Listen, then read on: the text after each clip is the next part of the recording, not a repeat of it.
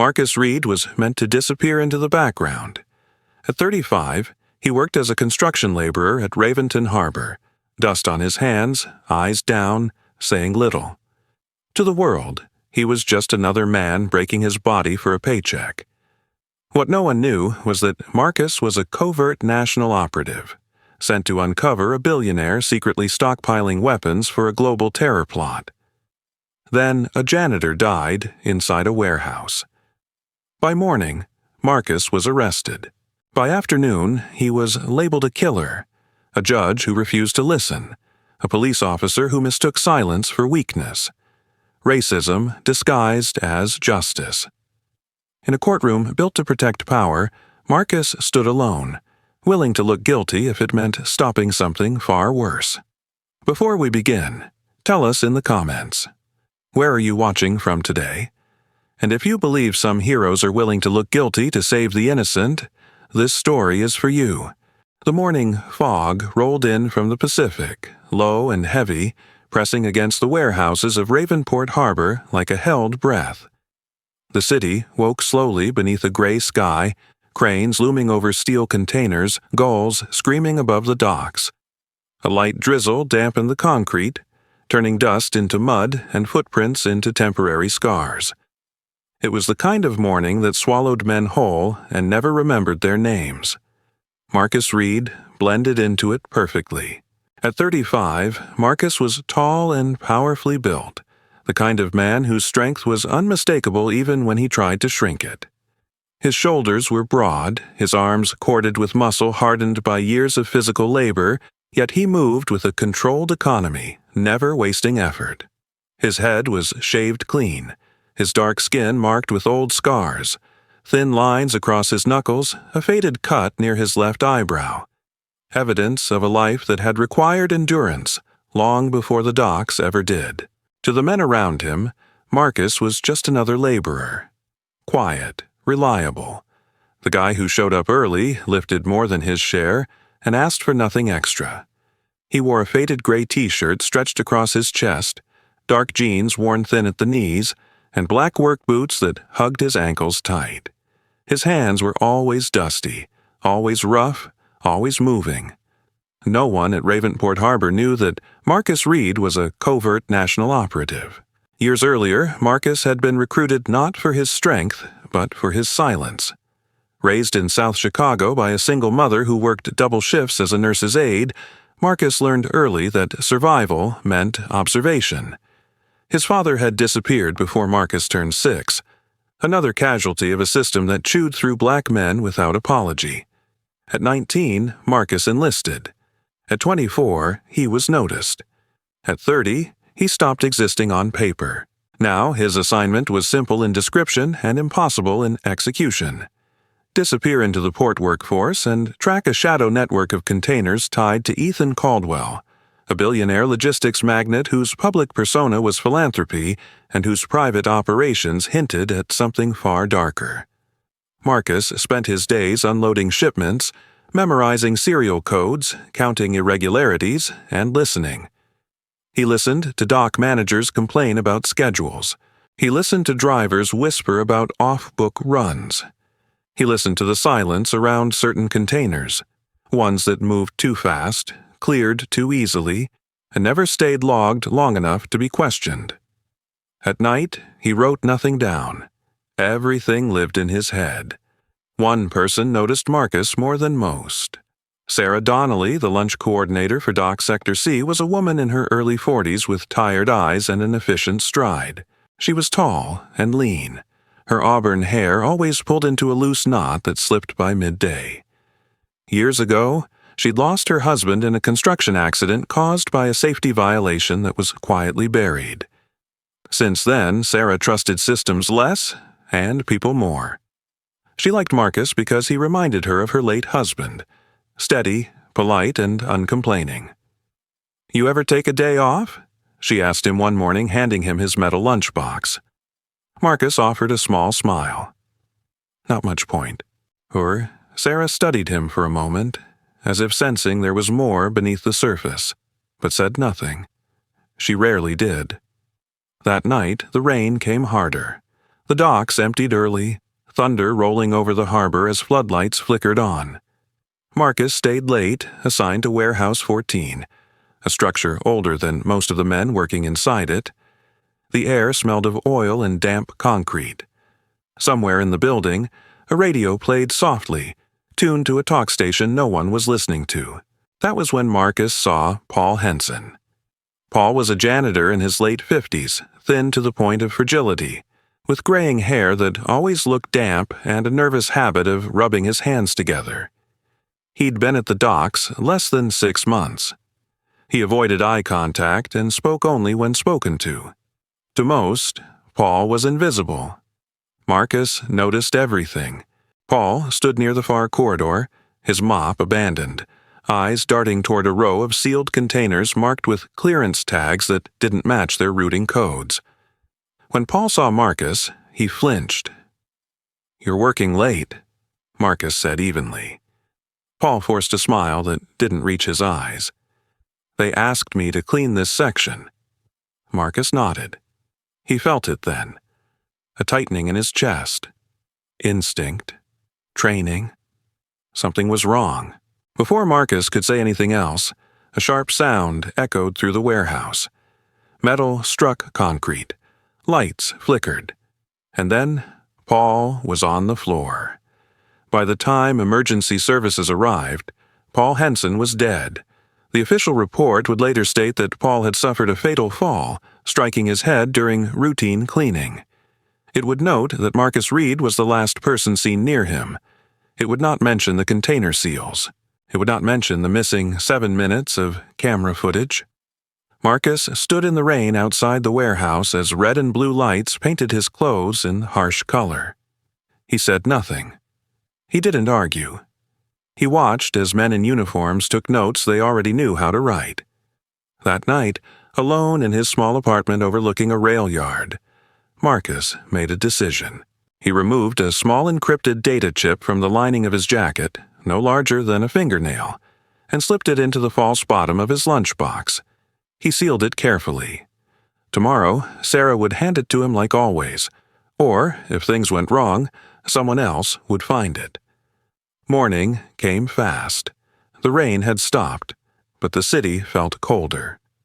Marcus was lifting steel beams at the worksite when the police arrived. Officer Ryan Keller stepped forward first, a broad, square-jawed man in his early 30s with close-cropped blonde hair and a rigid posture that suggested authority meant control. Keller had transferred to Raventport after multiple complaints in another district. None of them had stuck. "Marcus Reed?" Keller asked. Marcus turned calmly. "You're under arrest for the murder of Paul Henson." The handcuffs clicked shut in front of dozens of watching workers. Sarah stood frozen near the lunch station, her face pale. Marcus met her eyes once. Just once. Then he was led away, dust still clinging to his hands. The courthouse of Raventport rose from the street like a block of cold stone, its narrow windows filtering the morning light into something pale and unforgiving. Inside, the air smelled faintly of disinfectant and old paper. Marcus Reed was brought in through a side entrance, wrists cuffed, boots echoing against the tiled floor. He stood straight despite the restraints, shoulders squared, eyes calm but alert. The dust was gone from his hands now, scrubbed away during intake, yet the weight of the docks still seemed to cling to him. The courtroom filled quickly. At the center sat Judge Harold Whitman, a man in his early 60s with thinning gray hair combed neatly back in a heavy, immovable posture. His face carried deep lines etched by decades on the bench, but his pale gray eyes were sharp and impatient. Whitman had built his reputation on being efficient, a word he used often to justify short hearings and swift decisions. Years earlier, a corruption investigation into zoning permits had brushed close to his name, then vanished without explanation. Since then, he had grown colder, more defensive, less tolerant of disruption. Marcus was placed at the defense table.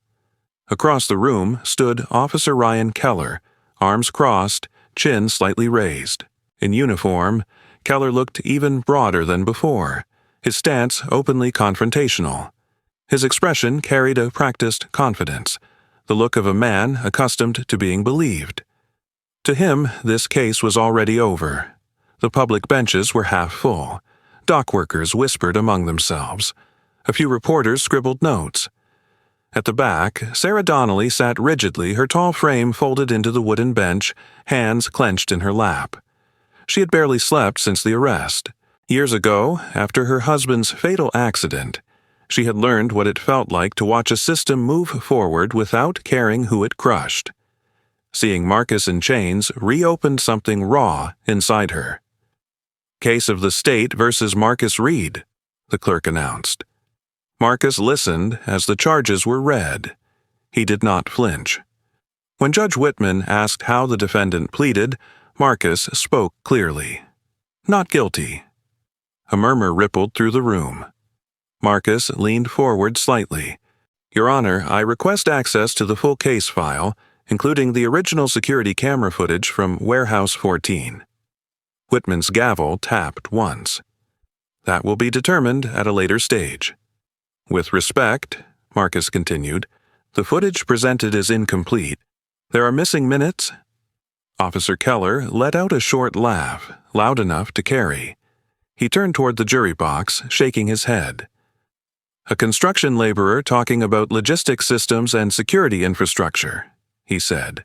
"Guess we're all experts now." A few people chuckled. Others shifted uncomfortably. Marcus turned toward Keller, his voice steady. "I'm talking about evidence." Keller smirked.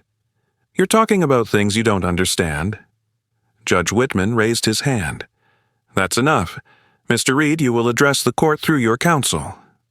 Marcus paused. "I don't have counsel." Whitman frowned. "You will." Moments later, a man stepped forward from the side aisle. Daniel Cross looked out of place in the courtroom. He was in his early 30s, tall but slightly stooped, with dark hair that refused to stay neatly combed. His suit was well worn but clean, the tie knotted too tightly as if he were still getting used to wearing one every day. Daniel's eyes, dark, observant, uncertain, moved quickly between the judge, the prosecutor's table, and Marcus. He had been assigned the case less than an hour earlier. Daniel had grown up in a small inland town where justice was something people believed in because they had never seen it tested. His father, a high school teacher, had raised him to respect institutions. Daniel still did, mostly. He hadn't yet learned how fragile that respect could be. Daniel leaned toward Marcus and whispered, "I'm your appointed counsel." Marcus met his gaze. "Do you believe I killed that man?" Daniel hesitated. "I don't know you." "That's an answer," Marcus said quietly. The prosecutor outlined the state's case. Marcus Reed was the last person seen near Paul Henson. There were no signs of forced entry, no evidence of third-party involvement. The narrative was simple, clean, and deeply incomplete. Daniel rose when it was his turn. He cleared his throat. "Your Honor, the defense requests access to all unedited surveillance footage and the opportunity to review warehouse access logs." Whitman's eyes hardened. "Denied for now." Daniel blinked. "On what grounds, Your Honor?" "On the grounds that this court will not entertain fishing expeditions," Whitman replied sharply. Marcus felt the shift then. Not surprise, but confirmation. He had seen this before, in different rooms, under different flags. "This isn't a fishing expedition," Marcus said, unable to stop himself. "Someone erased footage." Whitman slammed the gavel. "Mr. Reed, one more outburst and you will be removed." Marcus stood. "You're protecting someone." Gasps echoed through the courtroom. Officer Keller stepped forward instantly. "Sit down." Marcus didn't. "You want this to be easy," Marcus said, voice rising now, controlled but intense. "You want a simple story. A black laborer, a dead janitor, case closed?" Keller grabbed Marcus's arm, twisting it behind his back. Marcus resisted instinctively, not to escape, but to stay upright. "Resisting!"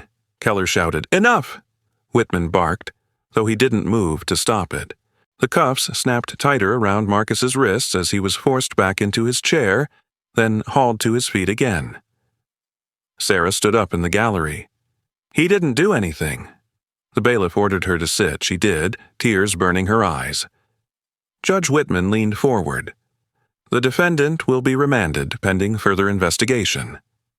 Daniel opened his mouth to protest, then stopped. He had seen Whitman's expression before, in older judges who had already decided. As Marcus was led away, Daniel caught a glimpse of something he hadn't expected. Marcus wasn't afraid.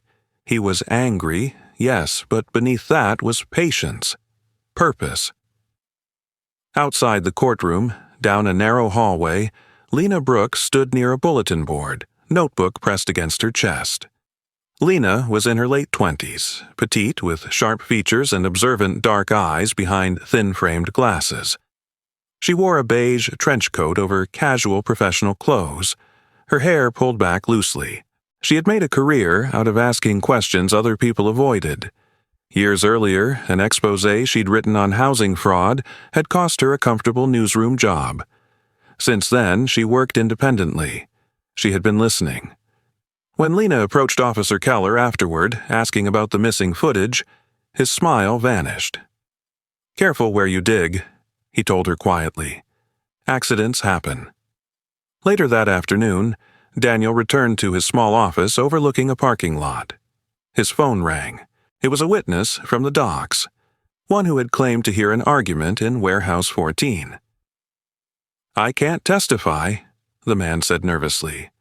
"I talked to a lawyer, not yours." Daniel hung up slowly. That night, Marcus sat alone in a holding cell, concrete walls pressing in, replaying every second. The system had moved exactly as he'd expected, and it still wasn't finished. The interrogation room was colder than the holding cell, a deliberate kind of cold meant to strip people down. The walls were painted an exhausted gray, the table bolted to the floor, the overhead light buzzing softly like an insect that refused to die.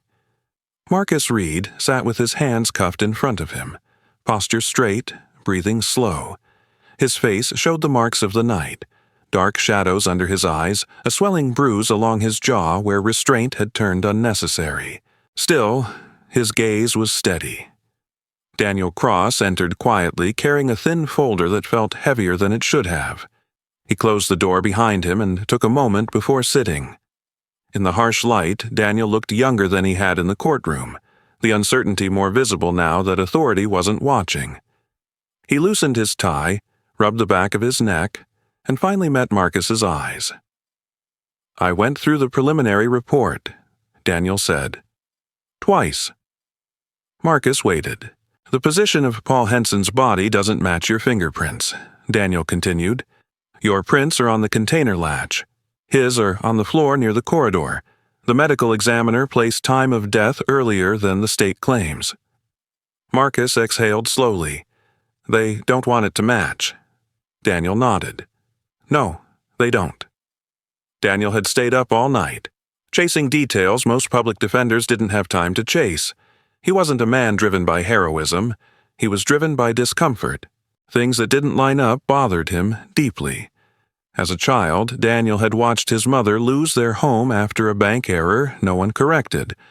Since then, he trusted paperwork less than people. "There's more," Daniel said. "Caldwell's shipping records. Containers that pass through Raventport without staying logged. They exist on paper and nowhere else." Marcus's eyes sharpened. "Ghost containers." Daniel looked up. "You know the term." Marcus leaned forward as much as the cuffs allowed. "Daniel, listen to me carefully. I need to tell you something, and once I do, you don't get to unhear it." Daniel hesitated. "If this is a confession—" "It's not," Marcus said. "It's a warning." The silence stretched. "I'm a covert national operative," Marcus said quietly. "My cover is construction labor. My target is Ethan Caldwell. If I die in this place, if I disappear under paperwork and procedure, the shipments continue. Weapons move. People die. Thousands. Daniel stared at him. For a long moment, he said nothing. Marcus held his gaze. There was no desperation in his voice, only certainty. "You expect me to believe that?" Daniel finally asked. "I expect you to verify it," Marcus replied. Daniel stood abruptly, pacing once, then stopping. His instinct screamed that this was impossible. His reason whispered that everything else already was. 2 hours later, Daniel was called into a meeting with the Bar Oversight Committee. The room was smaller, cleaner, more polite. 3 people sat across from him, all wearing the same practice neutrality. "Due to procedural violations and unprofessional conduct," the chairwoman said, "your license is suspended pending review." Daniel understood immediately. This wasn't about rules. This was a message. He left the building with his briefcase empty and his phone buzzing with missed calls he couldn't answer. Across the city, in a narrow apartment stacked with file boxes and old coffee cups, Lena Brooks pinned a photograph to her corkboard. Lena worked best in small spaces, places that felt temporary. Her hair was pulled into a messy tie, glasses sliding down her nose as she typed rapidly. She had spent the day tracking down a name Daniel had quietly passed to her before his suspension. Victor Hale had been a long-haul driver for Caldwell Logistics. He was in his early 50s now, with a thick gray beard and shoulders permanently hunched from years behind the wheel. Lena found him at a rural gas station outside the city, sitting beside an old German shepherd named Rook. The dog was nearly 10, muzzle white with age, one ear permanently folded. Loyal, tired, observant. Victor spoke slowly, eyes always on the road. "Some containers," he told her, "they don't scan. You don't ask why, you just drive." "Why did you stop?" Lena asked. Victor glanced at Rook, then back at her. "Because one night I heard something inside one of them, and I realized silence costs more than fear." Back at the detention center, Marcus was moved to solitary confinement. The cell was barely larger than a closet, the light always on. Guards spoke to him only in commands. One of them lingered too long, smiling without warmth. The isolation was designed to break him. Instead, it sharpened him. He counted hours by footsteps, days by meal trays. When doubt crept in, he reminded himself why he had chosen this path. Not for recognition, but because someone had to stand between silence and catastrophe. Daniel sat alone in his apartment that night, license suspended, career stalled, staring at his reflection in the darkened window. He could walk away, no one would blame him. He picked up his phone and dialed Lena. "I'm in," he said when she answered. "All the way." In the solitary cell, Marcus closed his eyes as distant doors slammed. He didn't know what Daniel would choose. He only knew that the truth had been spoken. And sometimes that was enough to change everything. The rain returned to Ravenport at night, thin and relentless, washing the streets into mirrors of broken light. In a borrowed office above a closed print shop, Daniel Cross sat beside Lena Brooks at a scarred wooden desk, the glow of a laptop illuminating their faces. The room smelled of ink and old paper, a place that had learned to keep secrets by being forgotten. The data chip Marcus had hidden lay between them, now freed from its casing. Lines of code scrolled across the screen as Lena worked, her fingers fast and precise. Lena was at her best in moments like this. Focused, unafraid, eyes sharp behind her glasses. Years of being pushed out of newsrooms had taught her to rely on herself. She trusted patterns more than people. "Encryption's military grade," she said softly. "Not dockyard work." Daniel watched the progress bar inch forward. Since his suspension, he moved differently, less cautious, more deliberate. Losing his license had stripped away the illusion that the system would protect him. In its place grew something harder. The file opened. A map filled the screen, layered with routes and timestamps. Ravenport Harbor sat at the center, lines branching outward across the Atlantic. Through intermediary ports, toward the Middle East and into parts of North Africa. Container IDs flickered beside dates and weights. Some were marked with symbols Daniel didn't recognize. "Those aren't cargo codes," Lena said. "They're military classifications." Daniel swallowed.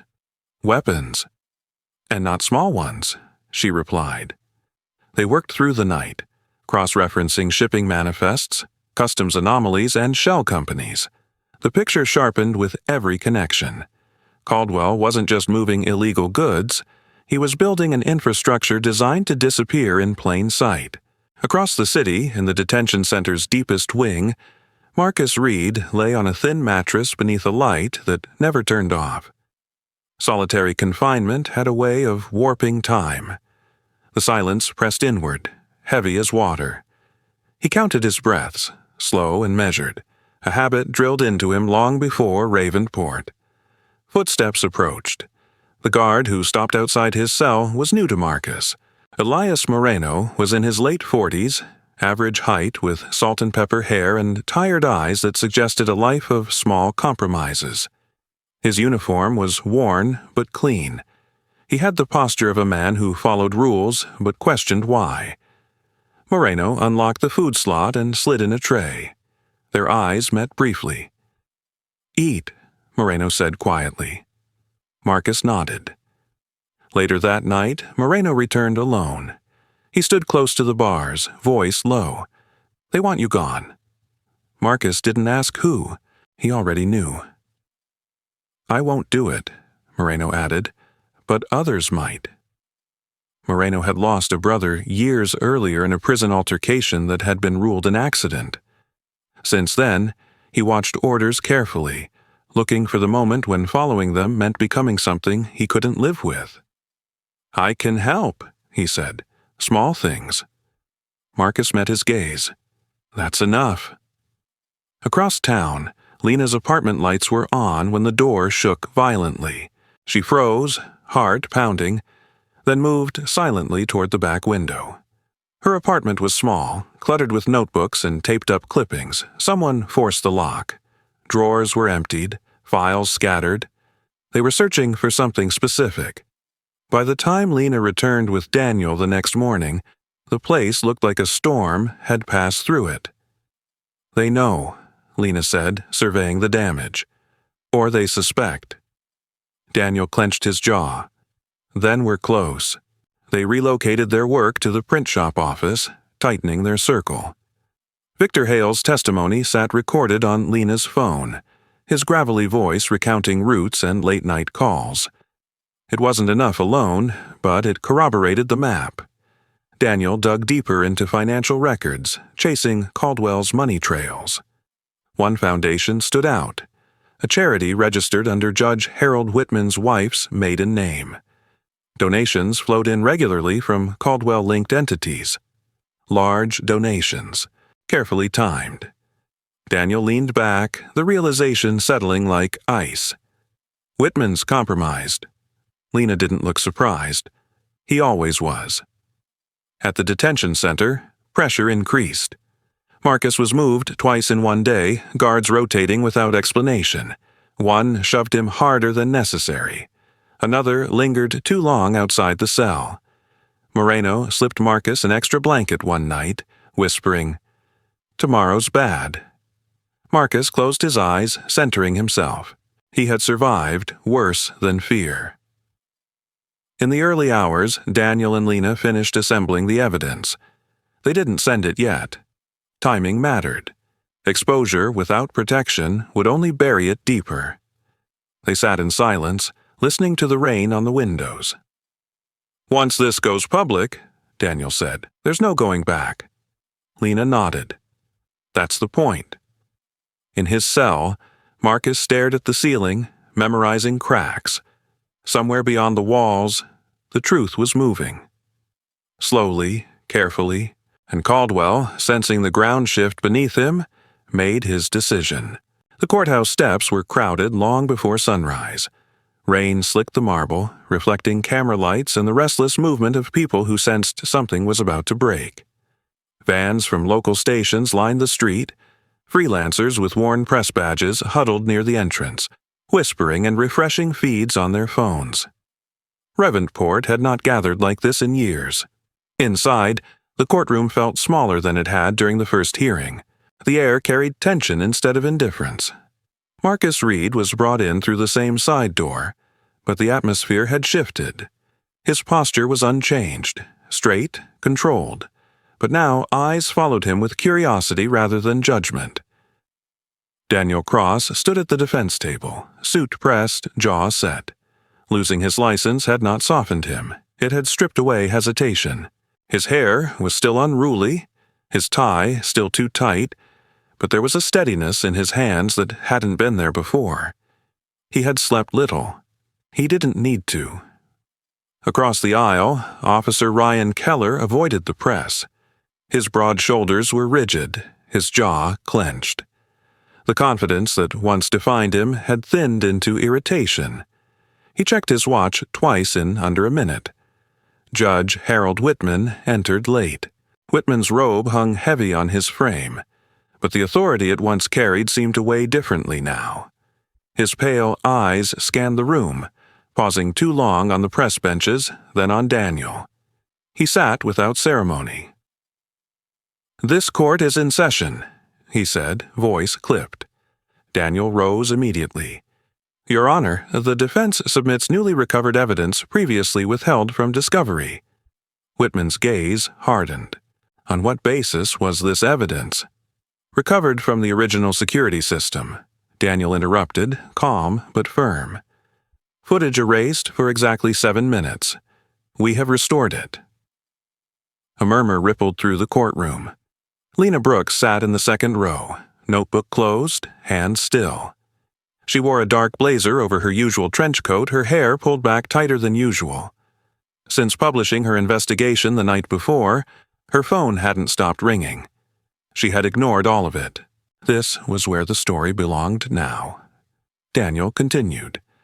"The footage shows Paul Henson entering Warehouse 14 alone. It shows a second individual arriving after Mr. Reed had already left the area."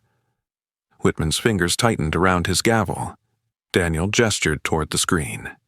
The image flickered to life. Grainy, imperfect, but unmistakable. A figure moved through the corridor. Not Marcus. Officer Keller shifted in his seat. Daniel pressed on. "We also submit testimony from a former driver for Caldwell Logistics." Victor Hale entered from the side door, shoulders hunched, beard neatly trimmed for the first time in years. He wore a plain jacket, hands trembling slightly. At his feet waited Rook, the aging German shepherd, eyes alert, ears perked. The dog's presence grounded Victor, as if reminding him he wasn't alone. Victor spoke slowly, carefully. He described routes that bypassed customs, containers flagged and cleared without scans, instructions delivered through intermediaries. He did not embellish. He didn't need to. Daniel then placed a final stack of documents on the table. Financial records linking Ethan Caldwell's shell companies to a charitable foundation connected to this court. Silence fell heavy. Whitman stood abruptly. "This court will take a recess, no," Daniel said. Not loudly, not disrespectfully, just firmly. "This court will hear the truth." Marcus stood then, the sound of his chair scraping against the floor sharp in the quiet. He faced the room, hands still cuffed, voice steady. "I am not a victim," he said. "I am not here to ask for sympathy. I was assigned to stop a network designed to move weapons across borders to places where names disappear and numbers grow. I stayed silent because silence was the mission." He met Whitman's eyes. "You turned that silence into a weapon." Officer Keller stood suddenly. "This is a circus." 2 men in dark suits entered from the rear of the courtroom. They moved with practiced efficiency, scanning, identifying. One of them spoke quietly into a lapel mic. The courtroom doors closed. "Officer Ryan Keller," the man said, "you are under arrest for obstruction of justice and evidence tampering." Keller's face drained of color. "This is a mistake." The agents did not respond. As Keller was led away, Whitman backed from the bench. "This court?" Another agent stepped forward. "Judge Harold Whitman, we have a warrant." Whitman turned and fled through a side door. The hearing dissolved into controlled chaos. Reporters stood. Cameras flashed. Daniel didn't move. 2 hours later, Whitman was intercepted at the airport. He was found seated at the gate, coat on, briefcase packed. He did not resist. Back in the courtroom, Marcus sat alone as proceedings were adjourned. The cuffs were removed quietly. No announcement followed. None was needed. Outside, the rain stopped. The verdict came on a clear morning, sunlight spilling through the tall windows of the federal courtroom as if the building itself had been scrubbed clean. The room was silent when the judge spoke Ethan Caldwell's name. Caldwell stood rigid at the defense table, his tailored suit immaculate, silver hair combed back with the precision of a man who had always believed control was permanent. Up close, he looked older than his photographs. Eyes dulled, jaw tight, the confidence drained from his posture. "Life imprisonment," the judge said, voice steady, unembellished, "for acts of international terrorism, weapons trafficking, and conspiracy." Caldwell did not react. He simply stared forward as if still calculating an exit that no longer existed. In the rows behind him, families of victims from distant places, names that would never appear in Raventport newspapers, sat quietly. Some closed their eyes, some held hands. Justice, when it finally arrived, did not shout. Judge Harold Whitman was not present. His name was mentioned only briefly, attached to charges and disgrace. The man who once commanded silence with a gavel now existed only in headlines and legal footnotes. His reputation dismantled, piece by piece. Officer Ryan Keller's fate followed swiftly. Badge stripped, rank erased, uniform replaced with an inmate number. The arrogance that had once defined him dissolved into something small and brittle. Marcus Reed watched none of it in person. He sat in a quiet federal office several floors above the city, hands resting on his knees, posture relaxed for the first time in weeks. The cuffs were gone. The guards were gone. Across from him, a man in a dark suit reviewed paperwork without looking up. "Your record is cleared," the man said. "Officially, you were never here." Marcus nodded once. That was how it always ended. Outside, Raventport Harbor moved as it always had. Cranes swinging, trucks idling, water slapping against concrete.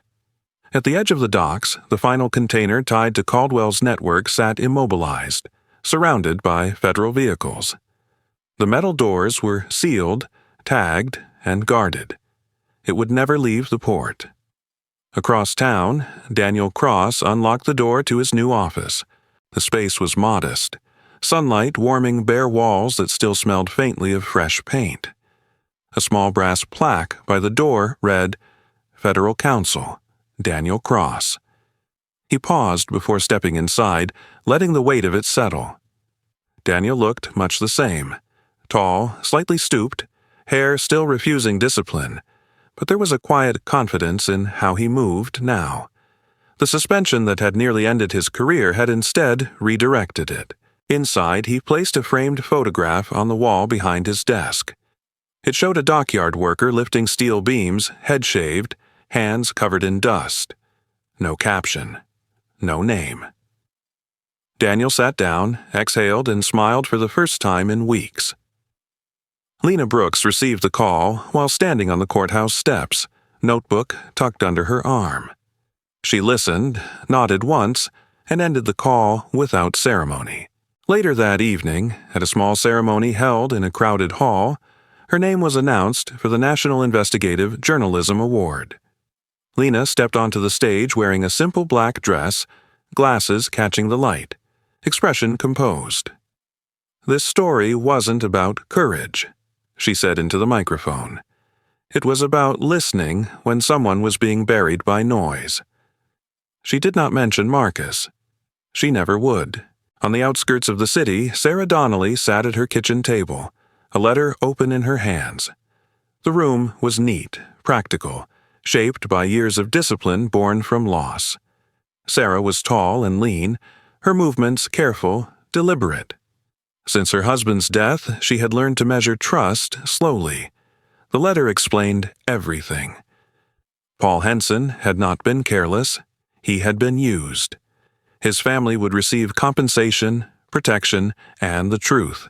Sarah closed her eyes as the weight of it passed through her.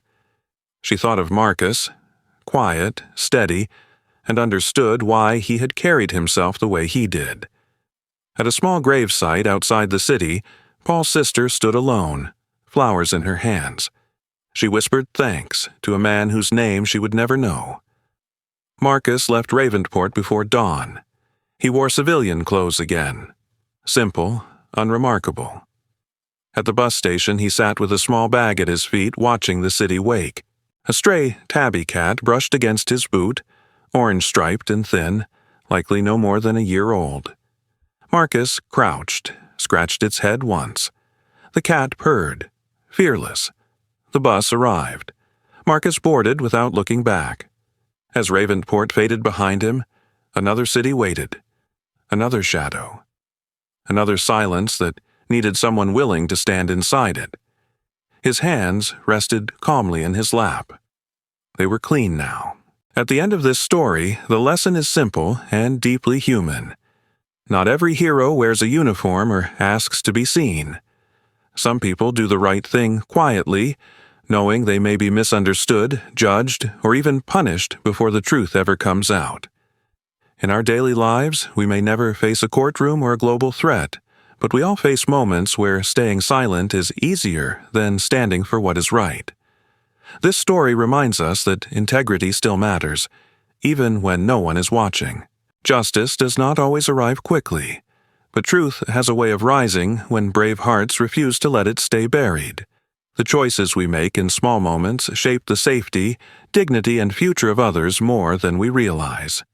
If this story moved you, please share it with someone who may need hope today. Let us know in the comments what part of the story stayed with you the most. If you believe in stories that protect the innocent and hold the powerful accountable, consider subscribing to the channel so we can continue telling them together. May God bless you, protect your loved ones, and guide your steps in times of uncertainty. And if you stand for truth, courage, and quiet faith, type Amen in the comments.